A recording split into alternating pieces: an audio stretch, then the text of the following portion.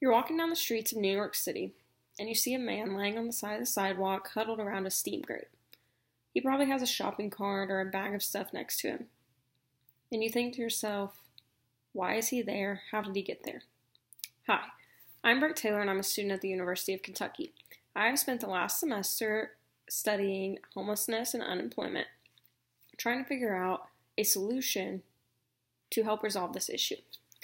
I have found that unemployment plays a big role in homelessness. If somebody doesn't have a job, they more than likely don't have money for food, shelter, clothing, anything that is a necessity to live a decent life.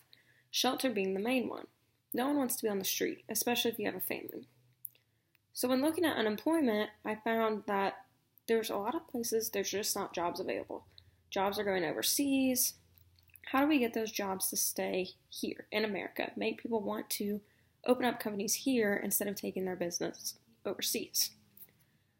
When learning about unemployment, I found that the people that are employed don't make enough money to support themselves, which is bad. Employment is rare. It's hard to find a job that is efficient and pays good, especially if you don't have a college education.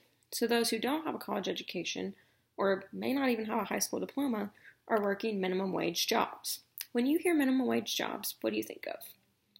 Probably a high school kid, maybe a college kid working just to have extra spending money. Well, there's actually a lot of full-time adults that work minimum wage jobs that cannot make a living, cannot support their family. So this creates a big problem and a lot of controversy. Many people think the minimum wage should be raised, but the debate is how much should it be raised and what will be the benefits of having it raised and what will be a disadvantage to having it raised.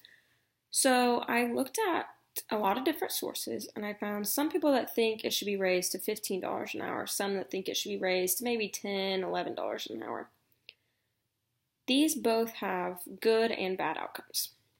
Raising it will cause more people to make more money, which can allow them to live better lives, but it can cause problems with the economy. Personally, I believe that it should be raised, but I don't quite think it should be raised to $15 an hour. I think it should be raised from the $7.75 to maybe $9, $10 an hour, something that makes sense with the increased living expenses that have happened now than from when it was raised back in 1976, I believe. That is important. And by doing so, there's a guy that says that by raising minimum wage, that will cause workers to work harder and that will create more jobs because more businesses will arise. I'm not sure I agree with that, but it could be a good start.